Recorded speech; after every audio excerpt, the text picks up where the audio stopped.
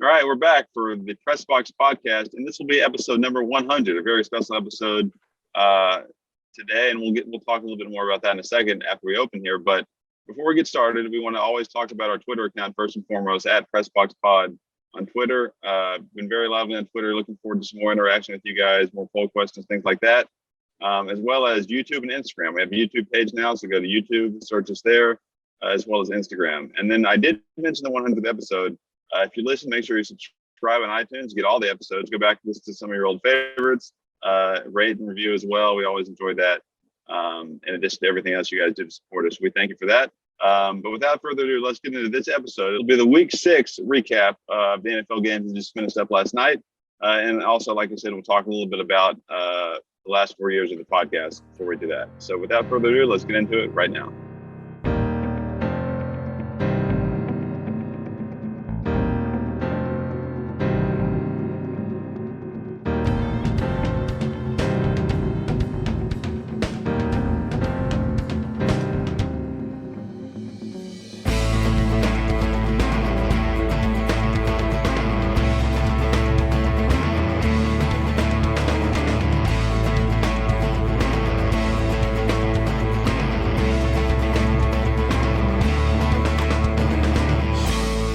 Okay, welcome back to the Press Box Podcast. This is episode 100, the Centennial episode of the Press Box Podcast, and all three of our compatriots are here today. I'm your co-host, Ralph Miranda. We're joined by our other co-host, Joseph Miranda, and of course, our producer, Nathan Miranda. 100 episodes. The Press Box Podcast is 4 years old, or will be 4 years old next month, and we've certainly enjoyed bringing it to you. We've had plenty of episodes, and we thought, before we get into our Week 6 recap of the NFL, we thought we'd all talk just a little bit about some of our favorite episodes. And I'm going to start, I guess, with our very first episode. I think our very first episode, you guys can correct me if I'm wrong, with Jonathan Crompton. Was that right? And, that Jonathan Crompton, former quarterback for the University of Tennessee, former NFL quarterback. And we talked to Jonathan Crompton about his career, and that's kind of what got us going on the podcast. And then our second episode was with Jim Gaylor, former defensive coordinator for the Maryville High School Rebels. And I remember we did that episode at the studios of Knoxville Sports Radio, a fan-run radio. So in our early years, we were kind of feeling our way, but those two episodes were great. So those were my two favorites, only because they were our starters, and that's what got us going. Joseph? Yeah, those are two good ones right there. For me, the ones that jump out at me when I think back to our episodes, there's a few of them. There's the Hall of Fame in or out series that we did. Yes. Which is always fun and very heated because we had some strong opinions on guys, specifically in baseball, where we got it. You can go back and listen to those if you want to hear them. They're some of our better episodes as far as just like content and liveliness. I always enjoyed those. Also we did NFL, MLB, Ultimate, we did World Series and Super Bowl champion to the last 50 years, right? From 1970. Had our bracket and broke those games down, which is always fun as well. And as far as guests, I always enjoyed having Josh Caraway on, partly because we kind of grew up together and went to high school together, but we'll probably have him on again in the future as well. And with Coastal Carolina still hanging in there and having some success. But those are just three of the ones that stand out to me. Although we've had a lot of other good guests, and a lot of other fun episodes as well.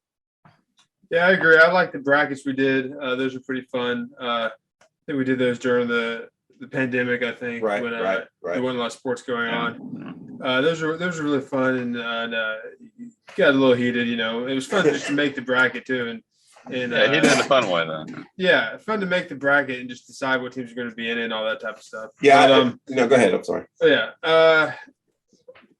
I've been all of the guests I've enjoyed just because it's always I'm usually not a part of those interviews, but I like listening to them, and you learn something new from everybody. And we've had, of course, professional football players, professional baseball players. We've had, coaches. We've had Olympic athletes from various sports. Right. So, lots of different types of sports. I've learned a lot listening to them. I've enjoyed listening to those. And then we've had some recurring interviews that are always good to have them back on. Stanton Cameron's been on a couple of times. Right. Steve Dunn's been on a couple of times. Josh Caraway, as Joseph said. So it's interesting to have those people on the second time and get into a little more detail about some certain aspects of their life, their careers in sports. Then I think maybe my favorites, my favorite non-interview ones maybe are the ones that Josh already mentioned too. It's Hall of Fame in and out episodes. Mm-hmm. Those are just fun to talk about, and hopefully maybe we can do some more of those in the future. Yeah, and the Hall of Fame one stand out for me too. And of course, Uncle Joe, who was a previous guest on our podcast, him and I both big Joe DiMaggio fans, and I know we got into some serious discussions about Joe DiMaggio. I think it's blasphemy to say he shouldn't be in the Hall of Fame, but we did go through the numbers and we did get kind of heated on those. Josh Caraway, a great guest. Obviously, Joseph, you went to high school with him and played football with him, and he's always been a good guest for us. He probably, I'll have to ask him if he's a little bit upset with me and Nathan doing the college football one, because we've come down pretty hard on Charleston, Coastal Carolina. Yeah, I'm sorry, Coastal Carolina. Yeah, I'm not coming down. Yeah, not hard on the fact that they're not good or anything. They're very good. Hard on the fact that they're placed among the best college football teams, which should be no place. Right. So that's always interesting as well. I've enjoyed interesting how different guests bring about different feelings of their character. Like Steve Dunn, I've always loved to talk to Steve. Very methodical, very analytical. He can talk baseball with the best of them. We got some great insight into his coaching abilities, great insight to his time in the major leagues. And then Stanton Cameron, Stanton's totally different. I mean, Stanton probably knows more about hitting than some players who are playing today in the major leagues. But Stanton's kind of a dry, humorous guy, and kind of the favorite line was, I think we brought out that he looks a little bit like David Hasselhoff. Yeah. And his great line was, "I'm not the Hoff, man." Yeah, he gets. I think he said he gets mistaken sometimes for David Hasselhoff. Yeah, because he's also very big. Yes, Hasselhoff is too. They're both tall, but he's not the Hoff. Yeah. So no, those were good episodes as well. And of course, we've had Coach Quarles on, the great Maryville High School coach, who's now at Furman University. And the Olympians. I think I give Nathan Miranda 100% credit for that. He's the one who thought up the idea of trying to get some Olympians on, and he did a great job of tweeting at some of these Olympians. Because really that was the only way we knew how to get in touch with them. And sure enough, 3 or 4 of them responded, and we were able to set up some really good interviews with Barry Murphy, who was an Irish swimmer, with Anthony Familieri, who was a cross-country runner. And Familieri, that's right. I said it right when we interviewed him. I said it wrong now. Cross-country runner. And then Stamatina Scarvelis, right, who was a UT hammer thrower, excuse me. Yeah. Those were awesome interviews, and those were Nathan's idea to do that, since we had the Olympics this year, 1 year delayed because of the pandemic. Yeah, and I would love to have all 3 of them back on sometime. I think they really have a lot of interesting insight into their sports, and even if it's not, of course, we have the Olympics now in 3 years instead of 4. That'd be a good opportunity. But even just anytime, it'd be interesting to talk to them again. So that's right. Joseph, any more thoughts on some favorite episodes or some key things that stand out in your mind? John Bryce, another multiple time guest. That's correct. He is right. Another one I found interesting was someone Nathan Bulleen, when we had him on. That's right. Who played professional football over in Europe. What was it, Croatia or Germany? He played in Sweden, and then he also played, I think, in Poland. I believe. Yeah. I think he's playing again. I think he's playing again. Yeah. He's the unique in terms of. Go ahead. In terms of, most people think professional football, they obviously think the NFL or Canadian League, but just kind of the overseas leagues.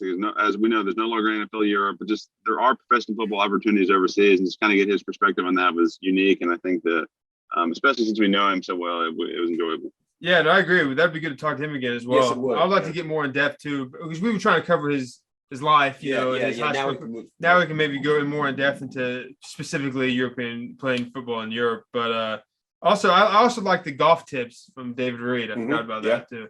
Interesting golf in his take on kind of the state of golf with Bryson DeChambeau and all these guys who are trying to hit it hit real far now and kind of attack the course that way. He had some interesting takes on that. Yeah. And Philip Uline, I'm going to say right now, he's the George Blanda of European football. You know, George Blanda played till he was 50 in the NFL. He was a kicker. He was a backup quarterback. And Philip Uline has been playing now for, I think he's like 30 years old, which is really pretty young. But more power to him. I hope he plays as long as he wants to. So yeah, I'd love to have him back on as well. So yeah, so we've had some great episodes. Gosh, I mean, we've run the gamut, right? Local people, national people, Olympians, friends, coaches. It's just been a real pleasure for us to bring you all these episodes. And we've noticed that we've got an uptick in our subscriptions. We've got more people listening to our episodes. And before I forget, you guys, one of the episodes we did, I think you and Joseph did it on the Shohei Ohtani episode, you know, the one talking about the two-way player. That one got, I think, the most views or most listens of any of them, didn't it? On YouTube. Yeah, on YouTube. So that tells you that there's a lot of interest out there for what he's been able to do this year. Yeah, he's an interesting player. Something that nobody's been able to do that in the history of baseball, really. So that's right. Yeah, I mean, that's pretty phenomenal. No, it is. He's an interesting player to talk about, and I'm really interested to see, like, which we talked about in that episode, some if more teams try to groom guys like that or what, because I know Joe's not got into that. It's a little, his is a unique situation because he's from Japan and everything. Right. Well, we may touch a little bit more on that when they hand out the baseball awards in November, because he'll be up for AL MVP, I'm sure. Right. So we'll be able to talk about that a little bit more then. I want to see him win the MVP and the Cy Young or something. Yeah, I don't think he's going to win. I don't think he's going to win sometime in his career. Yeah. Well, he probably will sometime. But, or I guess a pitcher can win MVP though. Yeah, sure. So I want to see him win something that only a batter and only a pitcher can win, like the Cy Young and the Silver Slugger or something like that. Yeah, exactly.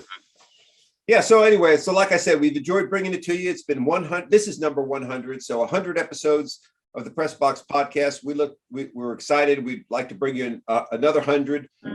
Tell all your friends. Start listening. Nathan's done a great job of expanding our presence.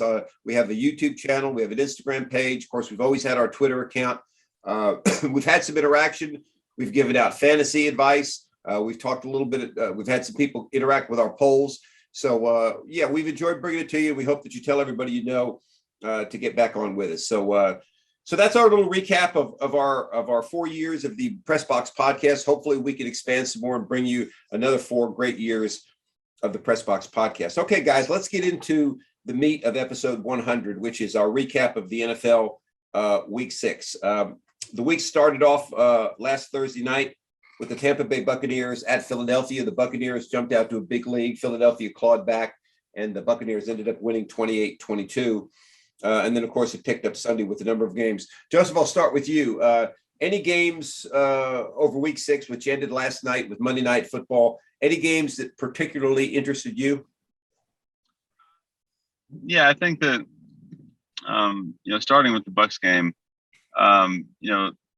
it's going to sound funny because they're the Super Bowl champions, but the Bucs are a legit team in that, they're finding ways to win close games, right? So, right. And you said they jumped out to a quick lead, but it got close there towards the end. They were able to beat Philadelphia. They beat New England in a close game, came down to the wire. Opening out against Dallas was a close game. So, it's not only wins against subpar teams or average teams where Brady comes out and throws 4 or 5 touchdowns. They've done some of that, but they've found a way to win some close games that could go either way. Right. Which I think is going to help them, down the stretch. And just shows kind of how much they've gelled, even over the offseason, even though they are the defending champions. Right. And it's not, they still did lose to the Rams. They're going to have some,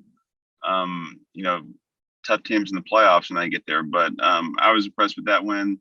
And then also yesterday too, I'm sure we may touch on this game later, the Cowboys game. Right. The Cowboys 5-1. I think you can go back and listen to the audio in our season preview, but I said that I can't remember if I picked them to win the division or not. I may have picked the Giants actually, but I said the Cowboys could either go 3-14 or like 14-3. Right. Neither would really surprise me, and it looks like they may be headed more in the 14-3 direction right now. We'll see. Yeah. Hey, the Cowboys. I mean, they're one drive away from being undefeated, right? I mean, they gave the Buccaneers all the Buccaneers wanted on opening night that Thursday night. So, they're playing very well. And you mentioned the Buccaneers to start your comments. I'm looking at their schedule. I think they could easily go 14-3 or 15-2. I mean, they play the Bears next, then they play the Saints, then they play the Washington football team, then they play the Giants, then they play the Colts, the Falcons, the Bills, the Saints, and the Panthers, and then the Jets and the Panthers. So really, I mean, the Bills is going to be the marquee game that I see, which is going to be December 12th. But all those other games, they're going to be favored, and probably, assuming they don't lay an egg, should win all of them.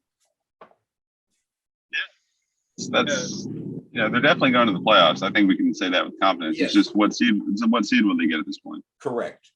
That's right. And Dallas, you touched on Dallas. I think they're 5-1 right now. They're going to win the Eastern Division, hands down, more than likely, because the rest of the teams in there are just not very good. Dallas has a bye this week. Then they're at the Vikings, a winnable game. Broncos, Falcons, Chiefs, which will be a test. Raiders, could be a test. Saints, the football team, the Giants, the football team, the Cardinals, and then the Eagles. So really, I'm looking at that and I'm saying Cardinals, Chiefs, and that's about it. Maybe the Saints, but the Cowboys look to be, like you said, 14-3 or maybe 13-4 at worst. That type of team. Go ahead, Ned. How impressed were you with their win over the Patriots? I know the Patriots, on the surface, though, it didn't look like they were a very good team this year, but it was in New England, and the Patriots always it's hard to beat them in New England still, I think. Right. And they played the Buccaneers tough, the Patriots. Right. So, I mean, I think just what was your? I had a feeling for some reason during that game that they were going to lose. I don't know, and they just about did, obviously. But were you any more impressed with them after that, or were you? What were your thoughts on that game?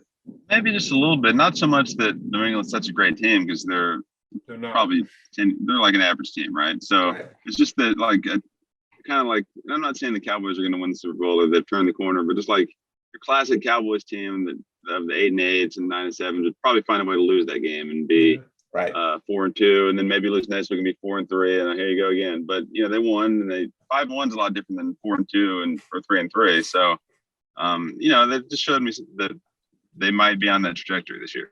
Right. I agree. Yeah, I agree. It's always impressive when you see a team who is battling a lot of adversity like that in a game, and they're able to pull it out, which the Cowboys were able to do that. Well, I think the key for the Cowboys is going to be their defense. I mean, you got Dak Prescott playing right now at an MVP level, which again shows you the importance of quarterback in the NFL. You've got two outstanding receivers. I mean, you got Amari Cooper on one side, you got CeeDee Lamb on the other side.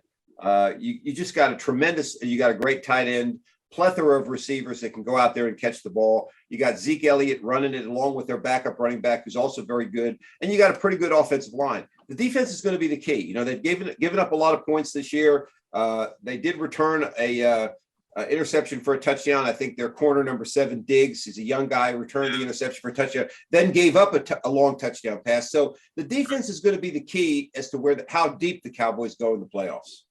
Yeah, that long touchdown he gave up, I know they were kind of trying to say it was on him, which maybe it was, but the safety took a really weird angle. He did. Yeah. I don't know. I mean, I guess he was supposed to have safety help, but the safety was over top. He just took a bad angle. So I don't want to put it all on Diggs, but the receiver did kind of a post corner. And he bit on the post. In that situation, you don't. Yeah. Right. I know, but still, I think they had a chance to tackle the guy. Right.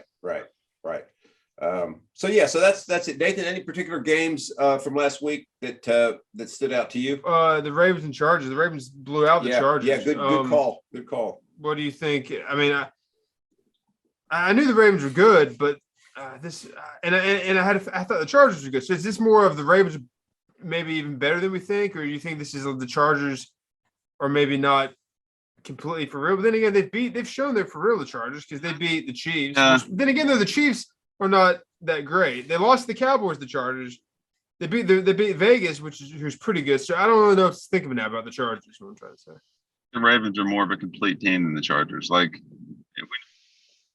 when he has he's really on and plays really well, that gives him a really good chance against anybody. But when and I don't have the stat line in front of me, but when he's a good quarterback. He's a very good quarterback. When he plays more into the average level, I don't think the team around him is good enough to make up for that. You know what I mean? Right, right. Ravens being more complete, we obviously know they can run the ball on anybody, and they do. They had that, or they still do have the streak of 100-yard games, I think. Right. Of So, they bring that every week, and then when Lamar Jackson gets hot through the air, then they're very hard to beat. So, it's same Ravens though. Like, they have to prove in the playoffs. So I'm not going to get too excited about anything they do in the season. Yeah. But that was definitely surprising, and I think they are a better team than the Chargers. Well, I think that the Chargers. I don't want to say Nathan that they're not as good a team as we thought they were. I think they're not yet ready for prime time. Okay, in other words, Justin Herbert's a second-year quarterback, and like Joseph said, he's going to be a great one. There's no question about it. But he's still young, okay? And the Ravens are a very experienced, very formidable defense, and they probably threw some coverages and some things at him that maybe had him a little bit confused, okay? He was 22 of 39, which is not very good, 195 yards.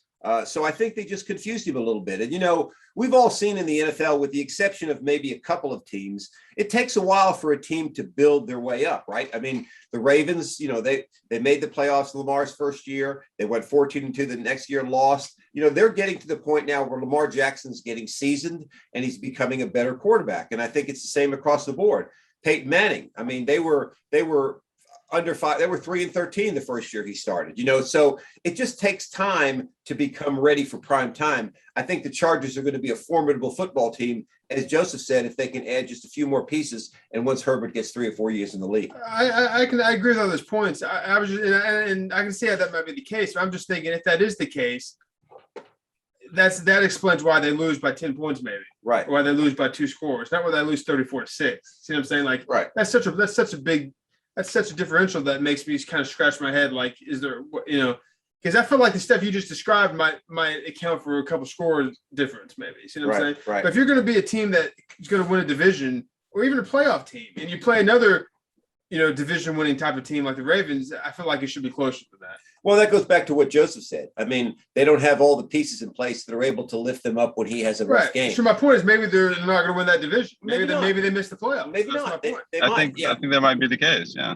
I mean, that might happen. You're exact. I mean, listen, we can all talk about what's wrong with the Chiefs, but they're 3-3. They're still the team to beat in that division. Okay. Yeah. I mean, they're going to figure it out. Technically, because of history and that's right. But we've seen their talent. Would it surprise you if they won the next 5 games or 8-3? No, not at all.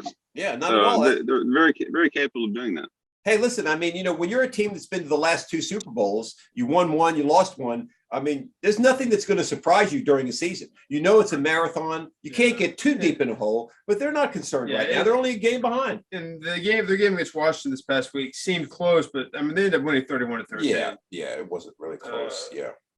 What about let me throw this game at you. What about the Seahawks and the Steelers on Sunday night?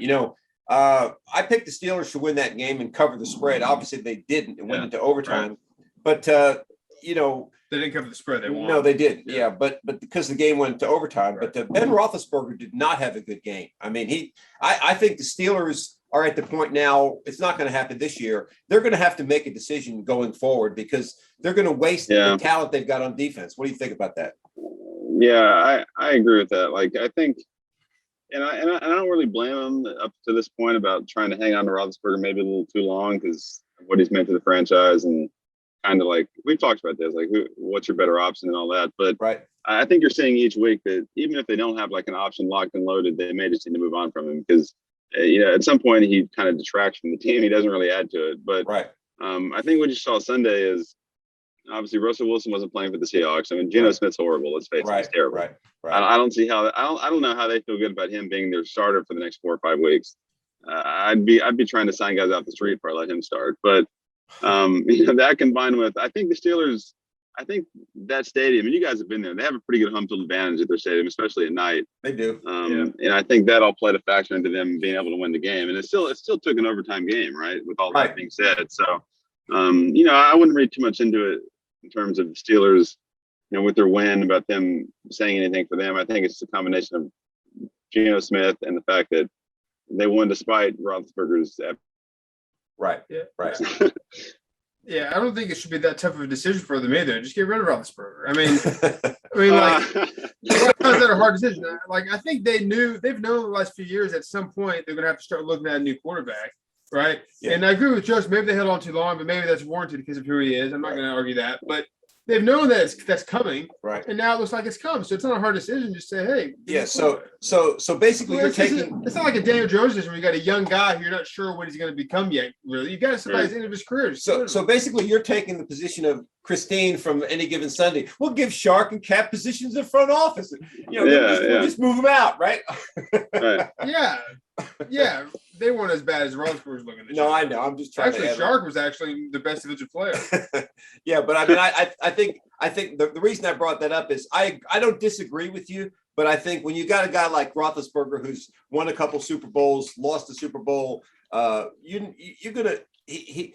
I hate to say it this way because it sounds stupid, but you kind of let him go out on his own terms. And what I mean is you talk to him, you talk to him and say, look, man, I mean, and you work it out. Okay. And I think that's the Any Given Sunday. I think she wanted him to cut him or something. Yeah. But you tell him that. But at the end of the day, if he doesn't like it, tough. I mean, I don't disagree with that. You got to do what's best. I agree with you. You don't just like all of a sudden cut him or trade him without telling him or something. Let me throw another game out at you. Cardinals and Browns. I mean, gosh, we've talked about the Browns and we've talked about Baker Mayfield, but they've got a good football team, and the Cardinals just went in there and blew them out. I mean, are the Cardinals that good, or are the Browns just a? Yeah, I was going to ask. I mean, are the Cardinals a legitimate Super Bowl contender? Do we think? I mean, they're obviously a good team. I think they're going to make the playoffs. 6-0. If they don't, it'll be quite the collapse. But right. Are they a Super Bowl contender? But the second part of that, I think Mayfield's just not the guy. Like, he's not the answer. I mean, they got to the playoffs last year. They beat the Steelers, all that. But I mean, he's just not the guy. Like, they're going to continue to show spurts of like good play, and then ultimately underachieve with him as quarterback. And until again, they're a team. I don't know if they can go find somebody better right now, but until they get that straightened out, the Browns are just going to be the Browns, right? They at their peak, they may win like 10 or 11 games, but they're going to be right around 500. They do have talent, like you said. That's what their talent is what's keeping them from being like 4-13. Right. But yeah, they're not going to go anywhere. Yeah, I think we all kind of. I mean, I know it's still early, but I think we all kind of could see how the Browns season is going to go at the start. I think we're pretty much right on with that. But they also have injuries that, like, Kareem Hunt got hurt. Right. Chubb was out. Beckham just came back this year recently. Right. And then when he came back, what's his name? Landry got hurt. I don't think they've been on the field at the same time this year. So that's part of it, I think. A lot of their talent hasn't been on the field this year. Right. But I think the Cardinals are kind of like the Ravens in that they're obviously going to be a great regular season team, I think, from here on out with Murray, just like Lamar Jackson. Right. But I want to say, before I say are they a Super Bowl contending team, I want to see what can Murray do in the playoffs. I feel like Lamar Jackson has had a few chances in the playoffs, right? And we kind of know at least up to this point what he's been in the playoffs. I want to see Murray kind of have those type of stages in the playoffs. Did he play? Yeah, has he been in play? No. Playoffs. Yeah, so he hasn't been in one game yet. You can't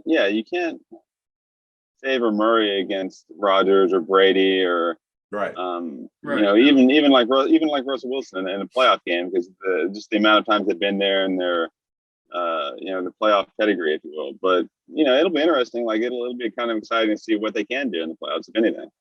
Yeah, the Browns are kind of the antithesis, I guess, of the Cowboys. We talked about Cowboys have two great receivers. They have pretty good running backs, one really good running back, and an all-pro type quarterback. I mean, the Browns, you could see Sunday, they didn't have Nick Chubb.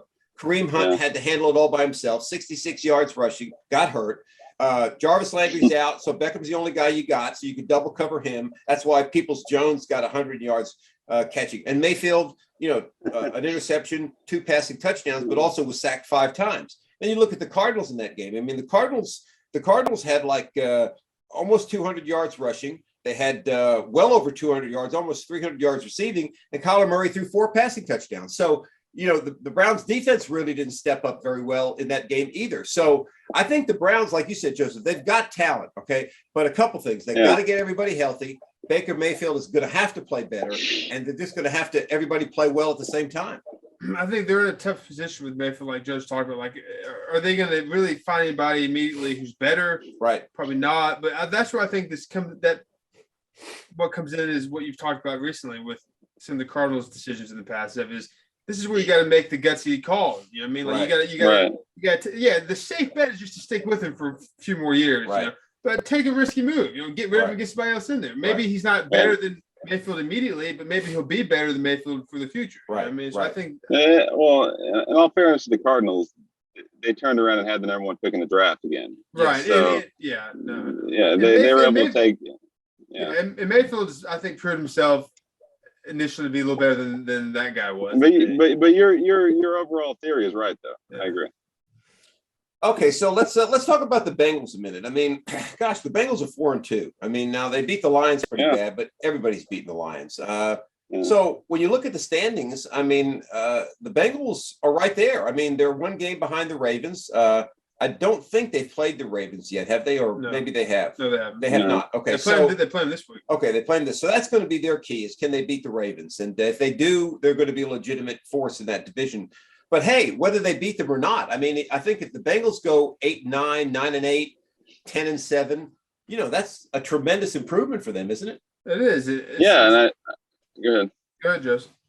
No. Well, yeah, I think it is. I think their success is kind of going under the radar a little bit for some reason. Like they have how many years has that coach been there? Zach Taylor?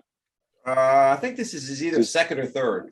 Right. So he's fairly new and starting to show some success. And then Burrow, I think, is somewhat underrated. Like you hear about, obviously, and well-deserved Murray and Herbert and even Mayfield and Jones. You hear more about them, like the younger quarterbacks, than Burrow, really, even though he was the first overall pick last year. Right. Maybe because he got hurt and kind of out of sight, out of mind. But I remember, I think I texted you during the Packers game. Like I think he's actually pretty good. Like he's not. It was certainly not going to be a bust, but I think he has a chance to be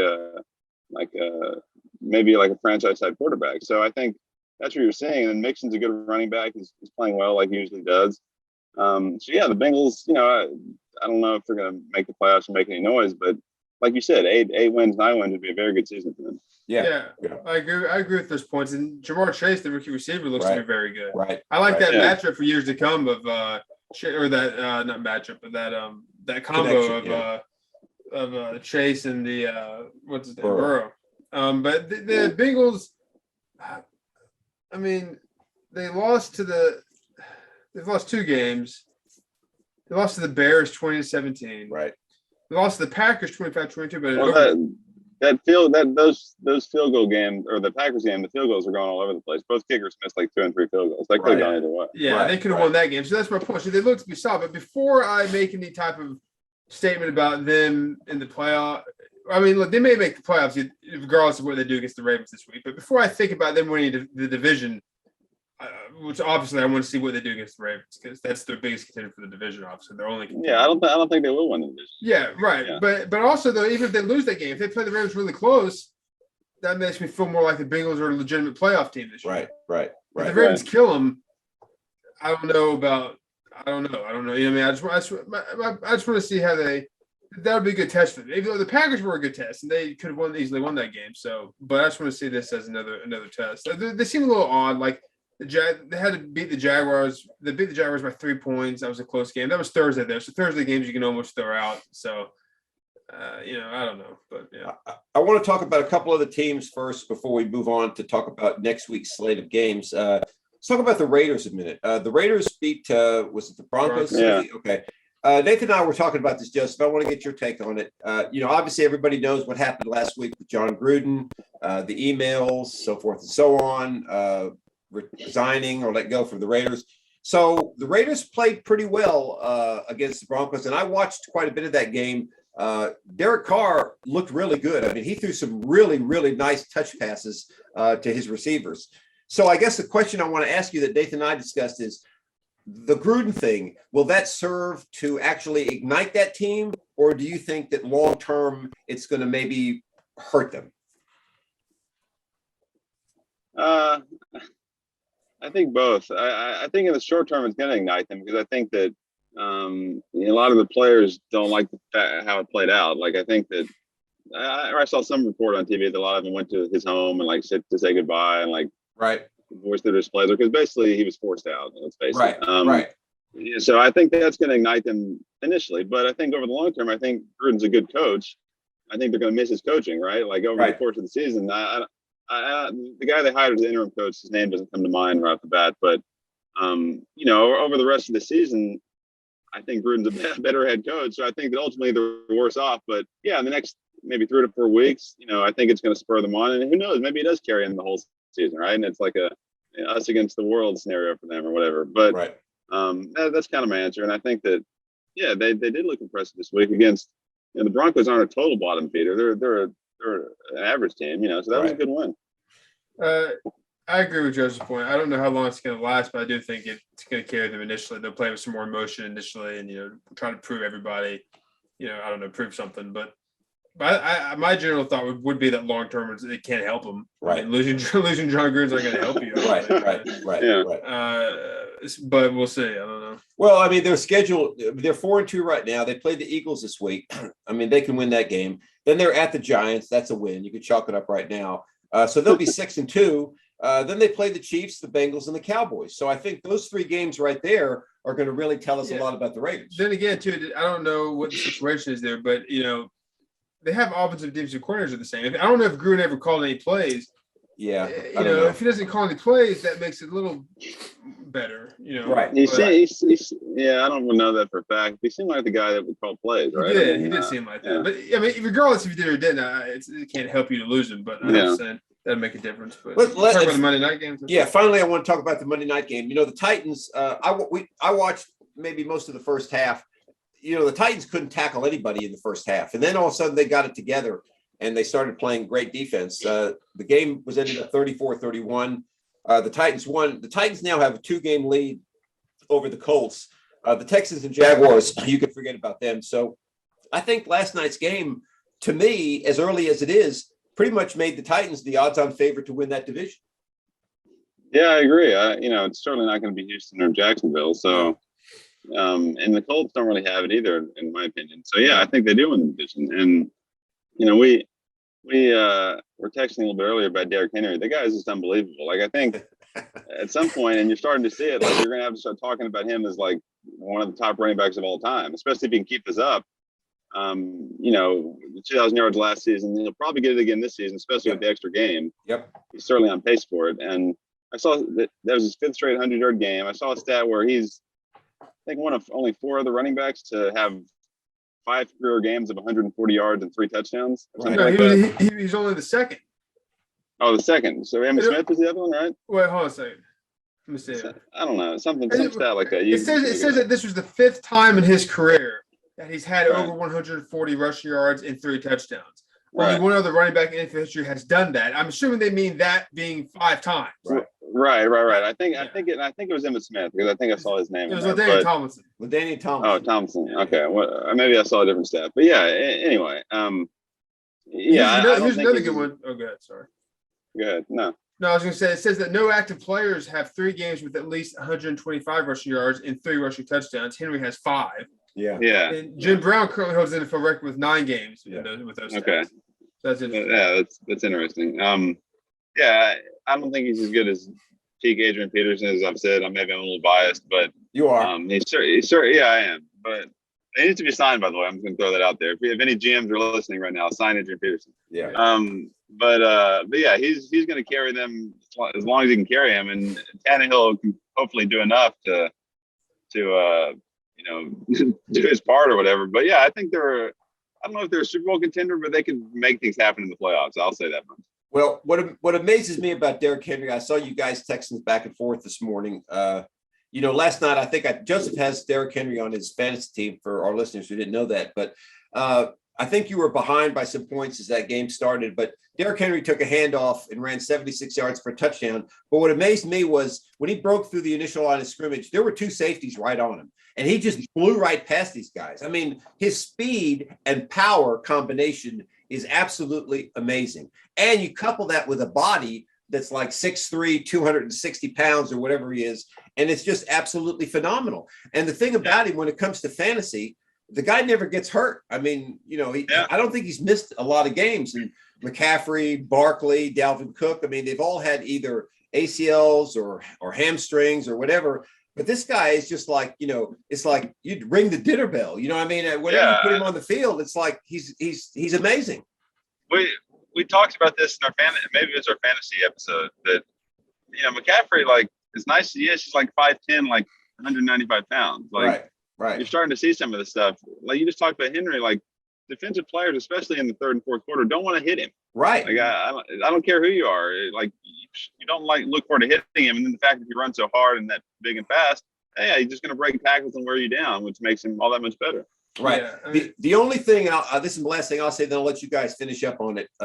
The only thing I say is the Titans cannot get behind by too much. Okay. Right. I mean, if they get behind by 3 touchdowns, it's very hard. But then again, I mean, if Derrick Henry breaks a 76-yard run, who cares, right? If I'm the Titans, I just keep handing it to Derrick Henry. No, I know that. But I mean, but at some point, if you keep doing that, they're going to put 8-9 guys in the box. But my point is, it doesn't mean that they're done. It just means they have to keep their game somewhat close. Whereas when you got an Aaron Rodgers or a Tom Brady, if you fall behind by a lot, those guys can bring you back. Another reason is Derrick Henry seems to really come on more later in the game. So you need to be able to have it close later in the game. So Right. Yeah, we could have picked him in our fantasy league. We took Kelsey because we thought that we shouldn't take a running back no matter who it is first. Right. We thought about taking Henry though. Yeah, it is a point per reception league too. But now after this game, I told you, I said I don't care if you have like the number 1 pick, for example. I think you take Derrick. I agree. I don't care I agree about the Kelsey, because look at Kelsey and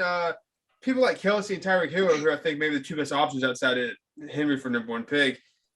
They kind of go as the Chiefs' offense goes, right? I mean, they at the heart of it, they still need to get open and have someone throw them the ball, right? In the Chiefs' offense, if they're not on one game and they lose or something, they don't score much, they're not going to do anything. Right. The Titans can lose and maybe not score, but Derrick Henry can still have over 100 yards and a couple of touchdowns. Right. It's a hand on the goal line. Right. And the difference with the one thing with, I agree with Josh. I think Adrian Peterson is the best running back I've ever seen play. Yeah, I think he's the best of all time, although I haven't seen a lot of these guys play. But the one difference with Henry is he is bigger, which makes him more durable. That is a thing. But I think you can definitely say that Derrick Henry is already the best running back in Titans history. I mean, and that's saying something considering Earl Campbell.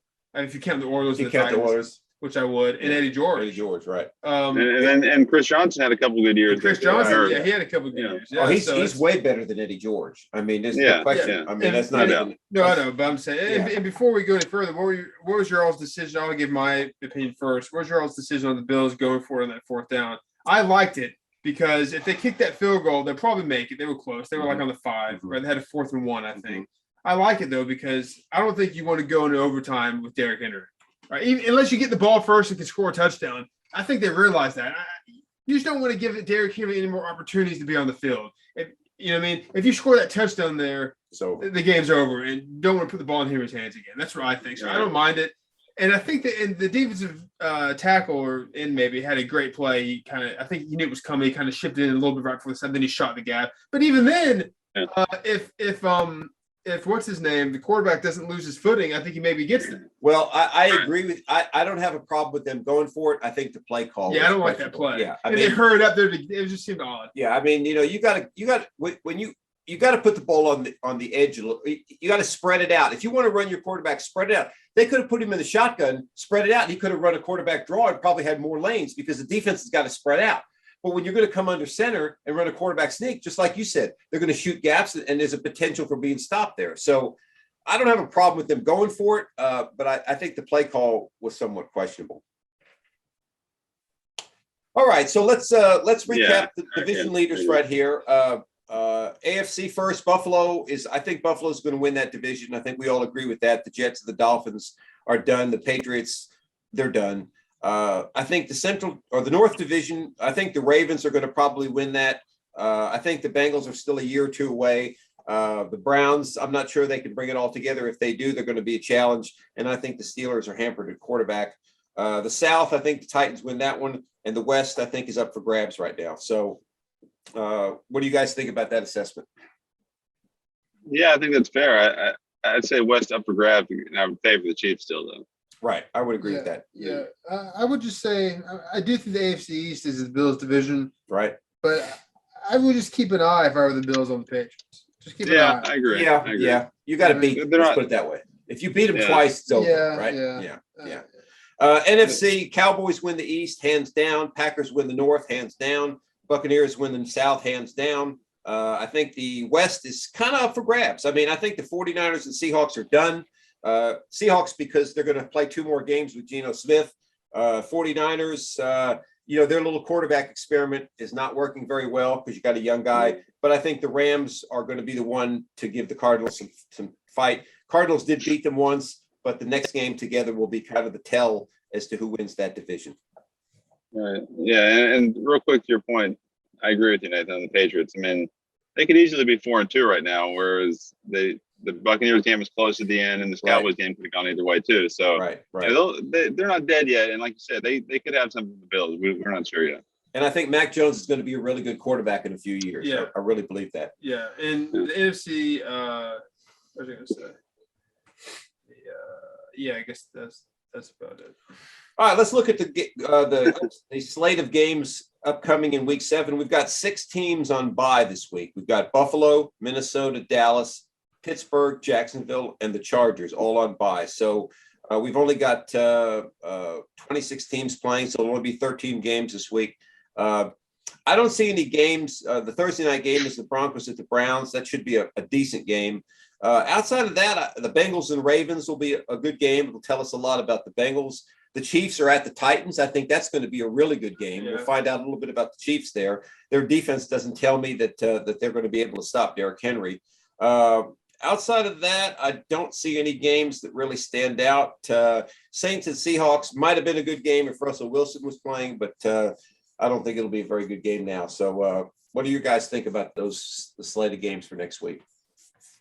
I think of those you mentioned, I like the Chiefs and Titans. Is maybe one of my favorite games. The Chiefs at 3-3, this is kind of a crucial game for them as opposed to them being under 500 or over 500. The Titans coming off what they did last night. The big performance by Henry and the win against the Bills. This should be both teams have a lot to play for. Yeah, I know you said I agree with the Chiefs. I wouldn't be surprised if they won the next 5 games in a row or whatever. But I mean, if they go through, if they slip to 3-4 now, I mean, come on, at some point you have to start being concerned about it. Yeah, I agree. No, I agree with that. That's what I was saying. It's a big game.